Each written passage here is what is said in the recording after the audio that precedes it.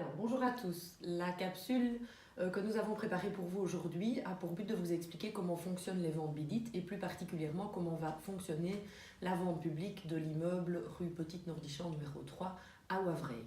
Donc en fait, Bidit, c'est quoi? C'est une plateforme de vente en ligne qui va vous permettre d'enchérir pour un immeuble en toute sécurité, en restant chez vous et avec le contrôle qui sera effectué par mes soins en tant que notaire quant aux modalités de la vente et au bon déroulement de celle-ci. Alors comment devez-vous faire? Vous devez vous connecter sur le site bidit.be, bidit.be, dès que possible. Vous y enregistrez si possible dès maintenant, comme ça vous gagnez du temps. Vous créez votre compte à l'aide de votre ID ou de l'application ISM. Et dès le début de la période d'enchère qui dure 8 jours, la plateforme va vous notifier que vous pouvez commencer à enchérir. Le bien disposera d'un code de référence unique qui vous permettra de le retrouver très facilement sur bidit.be. La mise à prix, elle est de 80 000 € minimum et les enchères, elles sont minimum de 3 000 € chacune. Le premier enchérisseur qui, à l'ouverture des enchères, effectuera une offre inférieure ou égale à la mise à prix obtiendra une prime qui sera égale à 1%. Alors, les conditions de la vente, elles sont reprises dans le cahier général uniforme qui reprend toutes les conditions spéciales et les conditions générales. Je vous invite à les lire attentivement. Si vous avez des questions, vous pouvez bien entendu les poser. Mais vous ne pourrez pas émettre d'enchères sur le site Bidit tant que vous n'aurez pas confirmé, suite à la notification que la plateforme va vous envoyer, que vous avez bien pris connaissance de toutes les conditions et que vous déclarez les approuver. Une fois que vous aurez signalé à la plateforme que vous approuvez les conditions, vous pourrez commencer à enchérir. Alors, autre élément important, il n'y a pas de condition suspensive d'obtention de crédit. Ça veut dire que vous êtes lié par votre offre et que vous devez impérativement, avant d'émettre vos enchères, vous assurer de disposer des fonds pour vous permettre de payer le prix et les frais ou d'un accord de principe de votre banque qui vous assure que vous disposerez bien d'un crédit pour pouvoir assumer vos engagements. Il est bien évident que dès que vous aurez fait une enchère, on devra, nous, pendant les 8 jours de période d'enchère, vérifier que vous disposez de la solvabilité nécessaire et qu'on pourra vous demander une copie de ces preuves de solvabilité. Pendant la période de 8 jours d'enchère, soit du 5 février à 13 h au 12 février à 13 h, en tant que notaire, je devrai effectuer toutes les vérifications quant aux enchérisseurs et au régime particulier. Alors, pour les particularités, si vous êtes des époux mariés sous le régime de la communauté, vous devrez disposer évidemment de l'accord des deux époux pour enchérir.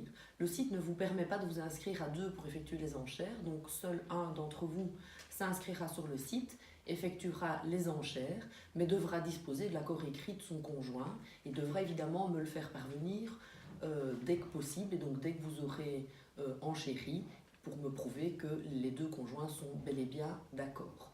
En ce qui concerne les époux mariés en séparation de biens purs et simples, vous devrez aussi m'adresser en étude le plus rapidement possible une copie de votre contrat de mariage, que je puisse vérifier également pendant les 8 jours d'enchère que vous remplissez toutes les conditions par rapport à votre contrat de mariage.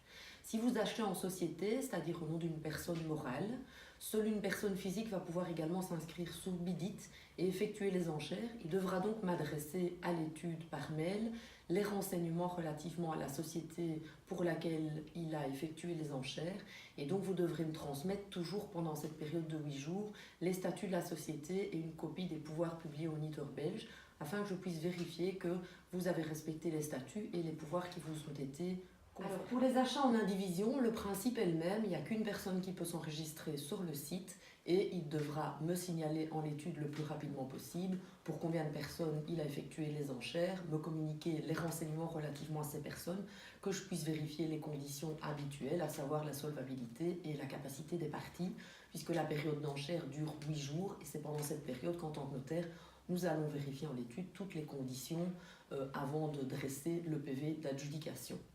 Alors, en ce qui concerne les publicités, elles auront lieu pendant une période minimale de 4 semaines sur Bidit, sur ImoWeb, sur Imovlan, sur Le Vlan, sur Le Courrier et sur Proximus. Les visites, elles auront lieu sans rendez-vous à partir du 4 janvier 2019 et ça sera chaque vendredi de 18h30 à 19h30 et chaque samedi de 18h30 à 19h30.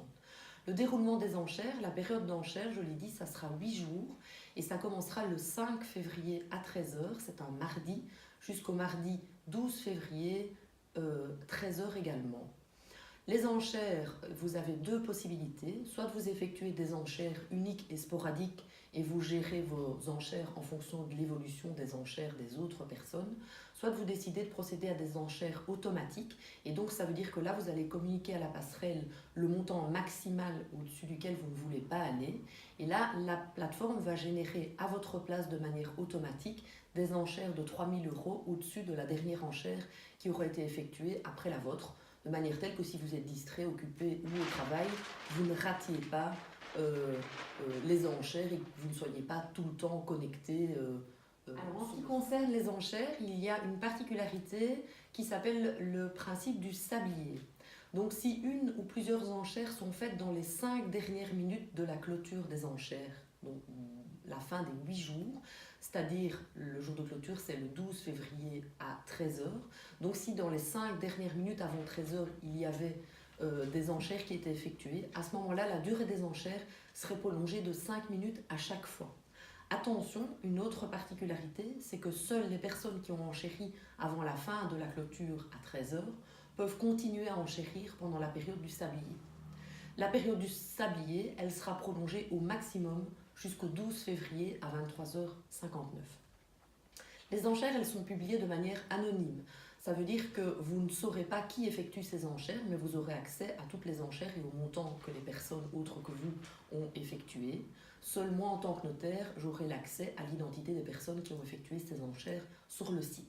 Attention, ces enchères sont contraignantes. Vous prenez un engagement juridique d'acquérir le bien au montant de votre enchère et ça vous lie pour l'achat sans condition suspensive d'obtention de crédit. Ça veut dire que, comme je l'ai dit tout à l'heure, vous devez avoir tous vos apaisements au niveau de votre banque avant d'effectuer votre enchère puisque vous n'aurez pas de possibilité de vous en désister. Les 5 meilleurs enchérisseurs seront tenus jusqu'à ce que la vente devienne définitive. Et la vente, elle deviendra définitive par la signature du PV d'adjudication qui aura lieu en l'étude, en présence du requérant et ou du propriétaire, en présence de l'adjudicataire et en présence de moi en tant que notaire. Et donc la vente devient définitive à compter de la signature de ce procès verbal d'adjudication définitive. Alors cette signature, elle est déjà prévue et donc elle aura lieu le 15 février 2019 à 10 h en l'étude. Et donc vous devez vous arranger pour être disponible puisque ça fera office d'acte authentique et ça sera donc votre... Donc le procès verbal d'adjudication définitive, il est donc signé le 15 février à 10 h. La vente deviendra définitive et c'est à ce moment-là que l'adjudicataire deviendra le propriétaire. La signature, elle aura lieu en l'étude, rue de Préire numéro 3 à Rochefort, en présence de l'adjudicataire, du propriétaire et ou du requérant. Si l'adjudicataire refusait par malheur de signer ce procès verbal d'adjudication, de plein droit et sans mise en demeure, il devrait une indemnité forfaitaire de 3 000 € au vendeur. Et à ce moment-là, on se retournerait vers le précédent enchérisseur. Alors, les modalités de paiement du prix et des frais, il faut savoir que les frais, c'est juste une participation forfaitaire qui est due par l'acquéreur et qui n'est pas plus chère que ce que vous payeriez en vente de gré à gré. Le surplus des frais est à charge du vendeur. Donc, c'est une procédure qui est tout à fait intéressante pour les acheteurs. Et ces frais, ils sont payables dans les 5 jours de l'adjudication définitive, soit au plus tard pour le 20 février 2019.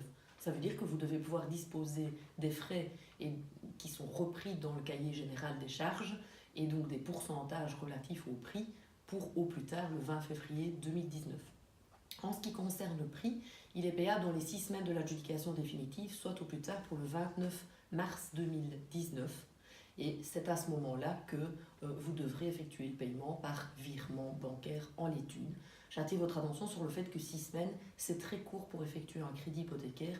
C'est bien la raison pour laquelle on vous conseille dès à présent de vous renseigner auprès de votre banque pour obtenir d'une part l'accord de principe pour votre crédit avant d'enchérir et également pour qu'un dossier soit déjà constitué auprès de votre banque pour que la banque est plus facile pour activer votre dossier si vous êtes l'adjudicataire définitif. Voilà en ce qui concerne le paiement du prix et des frais, et donc c'est une procédure qui n'est pas plus coûteuse qu'une vente en gré à gré puisque le surplus des frais est à charge du vendeur. Alors, les conditions particulières de cette vente, donc les conditions tant générales que particulières, je vous l'ai expliqué tout à l'heure, sont disponibles avec le code unique du bien et vous pouvez consulter sur le site BIDIT, le PEB, l'analyse de l'installation électrique les photos. Vous pouvez également, après avoir lu les conditions générales et particulières, aller visiter le bien de manière physique. En ce qui concerne les conditions particulières à cette vente, rue de Petit Nordichamp numéro 3 à Wavreil, j'attire votre attention sur le fait qu'il y a une servitude de canalisation. Elle est détaillée dans les documents qui sont annexés, mais je vous invite à l'examiner attentivement.